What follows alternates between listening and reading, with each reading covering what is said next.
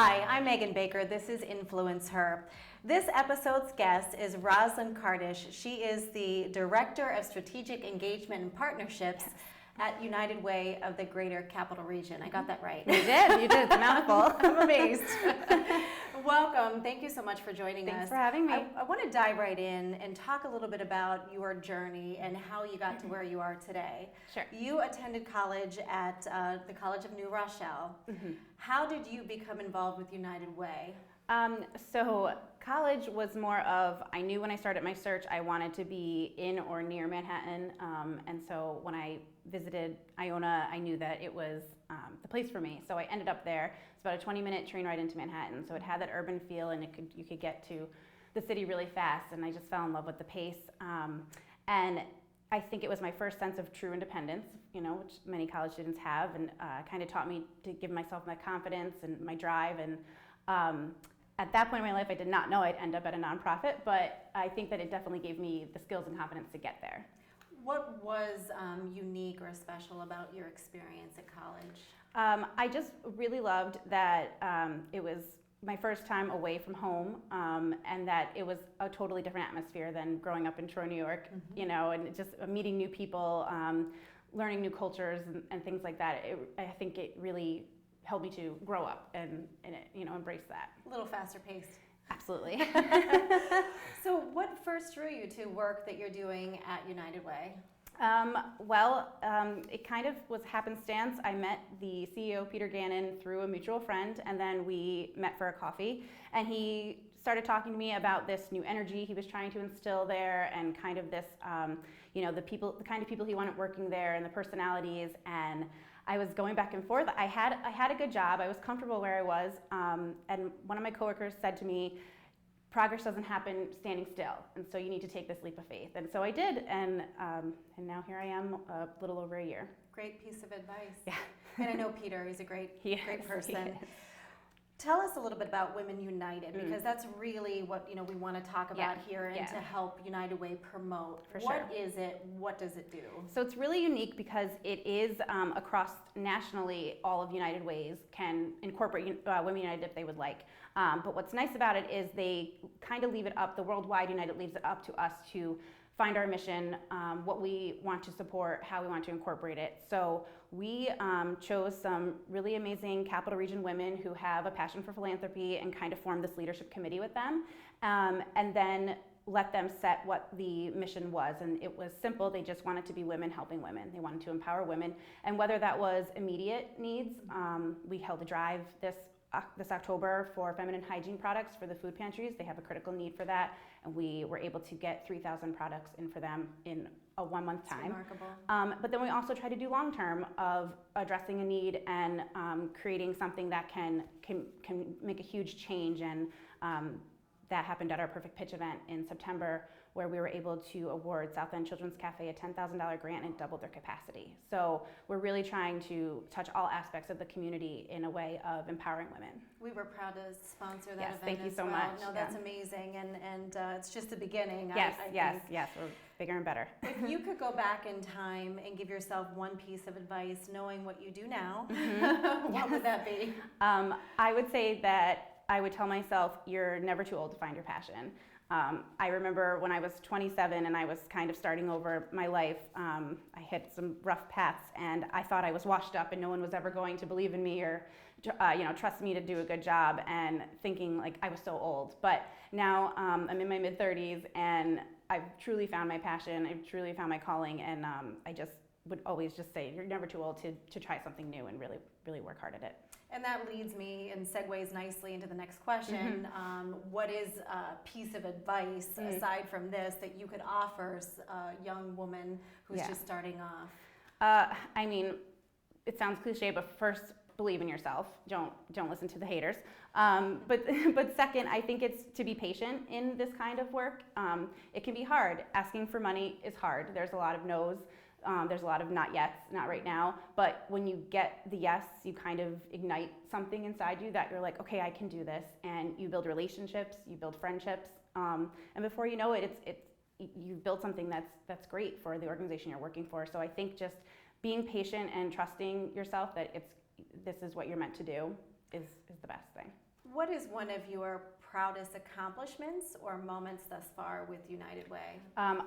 It's got to be Women United because it didn't exist before I started there. There was talk of it. They wanted to get it off the ground, but it just never really happened. And I put my heart into it, and I'm just really proud of where we are and where we're going to go. How can somebody learn more information about Women United? Sure. They can generally just visit our website, unitedwaygcr.org, and there's a Women United page there, but they can also just connect with me directly. My email is roz@unitedwaygcr.org, and I'm happy to meet in person or chat on the phone and talk all about the great stuff we're doing. Aside from all of the work that you're doing, you're also a mom. I am. And that's a job in and of itself. Oh, is it ever? I know this is so true. Boys. Yes, yes. So how has that experience alone, being a mom, shaped you to who you are today?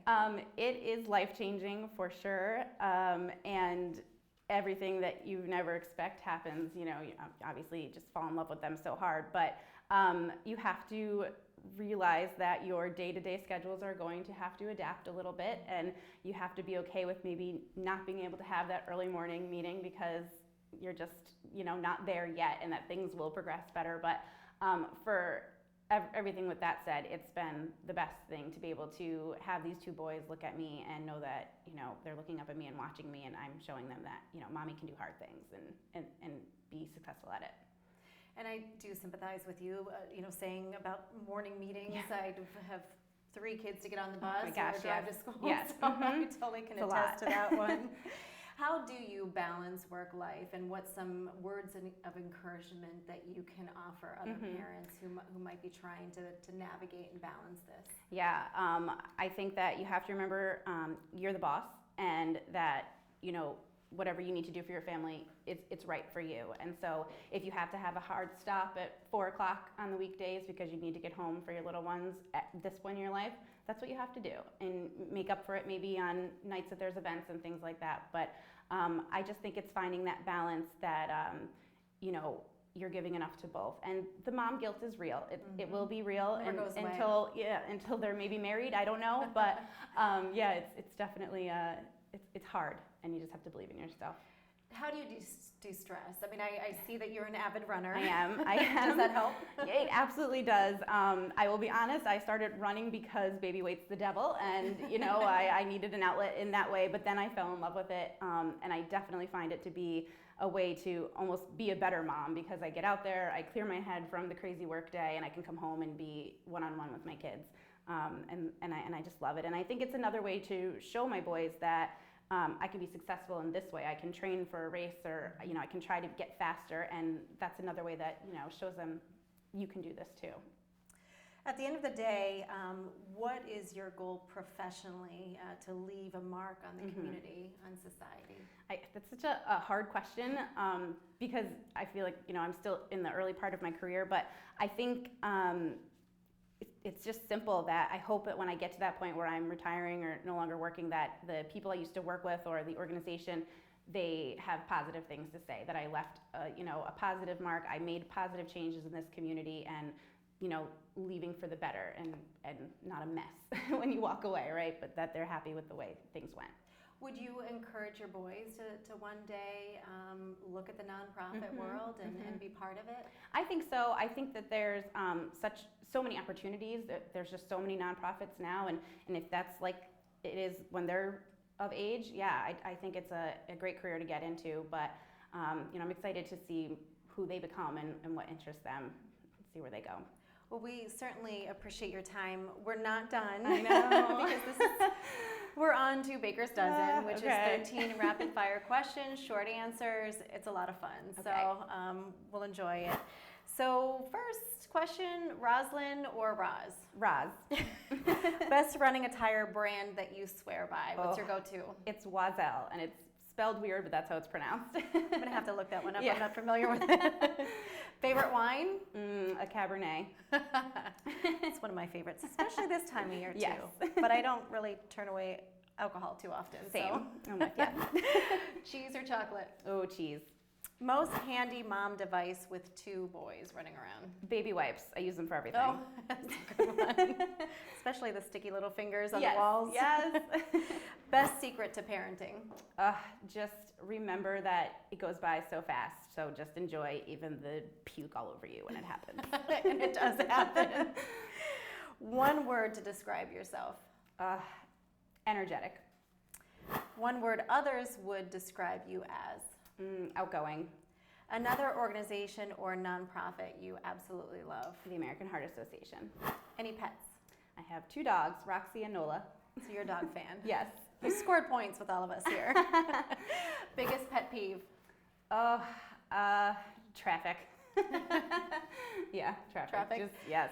Well, we do have a question from one of our upcoming guests, and Okay. this one is, what is the best good, bad movie you have watched? Ooh, I'm so embarrassed to admit this, but it's on Netflix and they come out at Christmas time and it's like the Princess it's not the Princess Bride.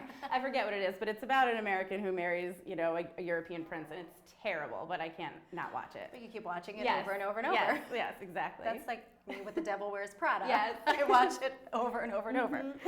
All right, so you have the final question to ask our next guest. We can't tell you who that's going to be. Okay. So one question, what will it be? My question is, do you prefer red or white wine? All right. That's perfect. I guess it depends on the season, right? Yeah, that's true.